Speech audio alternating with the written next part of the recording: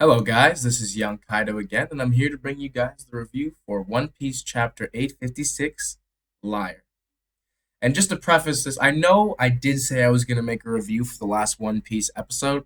However, I didn't feel like the content warranted a review. It was a very back ended episode with all the information kind of happening in the last 5 minutes or so of the episode. So I will definitely make a double review of the last episode from Saturday and the next episode coming this Saturday, next Sunday, and I'll have a double review for those. So anyway, moving on to 856. So the beginning of 856, we start off in the mirror world. We see all of the characters, the bulk of the cast, other than Luffy and Sanji. And Nami has kind of come to this realization that, oh wait, the place where, Luffy and Sanji are, there's no mirrors. How are we gonna get there? So that was an interesting thing to bring up because number one, how are they gonna connect with Sanji and Luffy? And number two, will they connect with Sanji and Luffy? We see at the end of the chapter that Luffy is, obviously going to ride or die for Sanji. So it'll be interesting to see what happens there because it seems like the Mirror World crew is more focused on an escape, while it's clear what Sanji and Luffy are more focused on. And I'll touch on that a little bit later in the review. That'll be interesting. I wouldn't be surprised if maybe just Luffy joined them in the Mirror World and was kind of working with them to hatch a plot while Sanji went back to the castle and tried to act like everything was normal. But I'm not quite sure, and it'll definitely be interesting to see how the whole Mirror World plays into the rescuing of Sanji and Luffy based on where they are now. And anyway, so after we get that realization, after Nami realizes where Luffy and Sanji are, they ask about the whereabouts of Peckham's and whether he's okay or not. We get in this chapter confirmation, finally, from Jinbei that Peckham's is okay. What we also find out, though, however, is that Peckham's was almost the victim of this plot against Big Mom. Now, it's quite obvious who was trying to kill Peckham's. We all know it was Capone. And I think that Capone, like many One Piece YouTubers have predicted, is trying some sort of plot to either usurp Big Mom or make a name for himself. I'm not quite sure what he's trying to do, but we'll touch more on that in a second here. So after this, we get notice that Peckham's is okay. I believe that it was probably Aladdin that saved him. Aladdin. I'm not quite sure if it's pronounced like the movie or if it's a different way. I can't remember how it was pronounced in the anime. But anyway, so we see Peckham's was saved probably by Aladdin because, as we know, fishermen can talk to other fish, and Peckham's was about to get chucked into a lake full of sharks. So I think that Aladdin was probably the ones who saved Peckham's, especially since he was tailing the Straw Hat crew before as they were coming into Big Mom's territory. So I think that only makes sense. And I think Aladdin told Jinbei about Capone's plan through Peckham's. So I think that's how Jinbei knows of the plan. But it'll be interesting, like I said again, to see what Capone's plan is. So moving on, we've got the Sweet City. We've got Bobbin just basically using his sword as a crutch, trying to chase Sanji, but we can see that he has multiple bullet wounds in him. And even the villagers exclaimed, "Oh, did you hear bullets? Did you hear bullets?" So we can be sure that they're bullet wounds. And then as we come down the page, we see these three ominous figures, and Bobbin just says, "You bastards." So, based off of that, and based off of the attempted execution of Peckham's, we can almost put it together that it is probably part of Capone's plot, or Capone himself perpetrating the shooting of Bobbin. Now, what this means for Capone's plot, I'm not quite sure. Like I said, I'm not quite sure what Capone's plot is. However, I do have a theory, potentially, and this ties into what I'm going to talk about next year about the Vinsmokes. But I think that the Vinsmoke, and Capone are conspiring against Big Mom, and I'll tell you why in a second. So next we come up to the Vinsmokes. They're sitting in this tavern, they're getting nice and drunk, and all the barmaids are passed out, which I think is kind of funny because it has a nice comparison to Whiskey Peak when all the billions tried to get the Straw Hats really, really, really, really drunk, and Zorro, Mr. Iron Liver himself, was okay and was able to foil their plot to capture them or kill them and take their bounties. So I thought that was pretty funny that it seemed like Mondor was trying to get the Vince Smokes really drunk, maybe to make them hungover for the next day or not as reactionary to when everything goes down at the wedding. I'm not quite sure. But it seemed like Mondor was really trying to get them super, super drunk.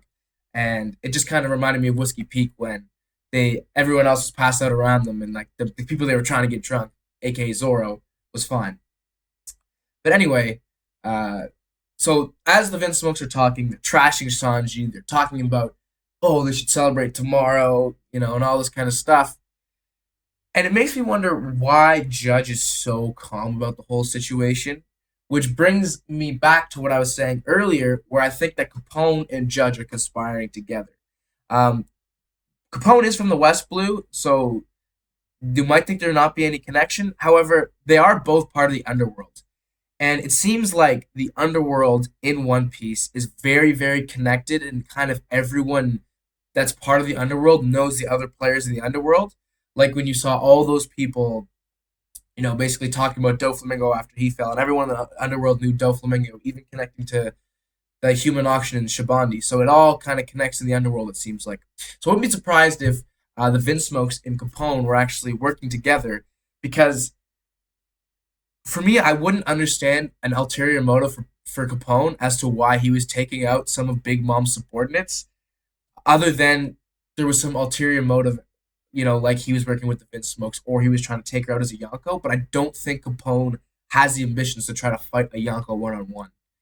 So I'm not quite sure. Again, and I do think that there's something connecting the Vince Smokes and Capone.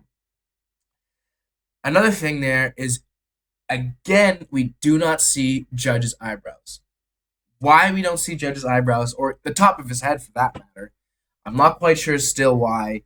I think that there might be something to do with maybe Judge has the same eyebrows with Sanji, or maybe he's not rightfully a Vince Smoke. I think there's something to do with that. Maybe he doesn't have the Vince Smoke eyebrows, so he's not actually rightfully a Vince Smoke. There's something to do with that. I'm not quite sure what it is, but I definitely think there's something to the fact that we have consistently not seen his eyebrows.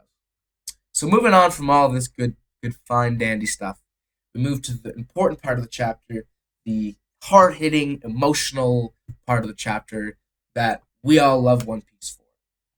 So, as we all predicted, Sanji is bringing Luffy the bento box, which is wonderful because Luffy looks like King Tut at this point. He's so wrinkled up and shriveled up. So it was nice that, obviously that Sanji's bringing him the bento box, but we all saw that coming miles away. Just like last chapter, we all saw Brook having the poneglyphs in his skull. And so they all have a reconciliation. Luffy eats the bento box, gets his Senzu bean power up, like Goku. And they have a nice reconciliation. However, Luffy doesn't buy it. And this is the scene that I like, because Luffy's like, "You're bullshitting me, man. These three reasons that you've given are legitimate. Like, you do want to save Zeph, you are upset that you hit me, and you want to save your family. But that's not all there is to it." And I like that Luffy just gives him a nice ringer in the face, which, by the way, the panel looked very, very similar to the panel of Luffy getting kicked by Sanji. I don't know if anyone noticed that, but those panels were very, very similarly drawn. And I loved how Oda drew the three in Luffy's arm to represent San. I thought that was very cool. Anyway, so basically Luffy knocks the sense into him, and they reconcile, which is really, really good. I think that needed to happen. I think Sanji bawling his eyes out, saying, "I really, really want to join and come back to the Sunny," was obviously something we all knew, but it was nice to hear him say it. I don't know why people were expecting the same impact of Robin's "I Want to Live." Because we'd known Sanji for longer, we know he loves the crew, we know he'd do anything for them, whereas Robin wasn't really in the story for that long. So I don't know why people were expecting that kind of an emotional impact. But at the same time, I really, really enjoyed how Oda did it. And at the end, Luffy, just being Luffy, says, "Let's go fuck shit up," to Sanji, and I really, really, really am excited. And this again ties back to the mirror world because it looks like Luffy and Sanji want to go fuck shit up, while it looks like Jinbei and Nami and Chopper all kind of have a plan. So it'll be interesting to see how those kind of two different mindsets clash and what happens coming up.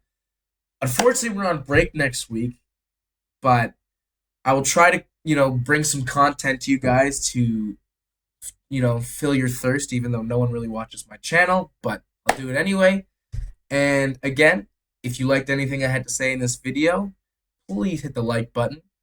If you liked anything I had to say, subscribe. And if you want me, again, to review any series or any anime, please leave a comment and tell me what you'd like me to review. This has been Young Kaido. I'm going to give this chapter a 4.25 out of 5. See you later.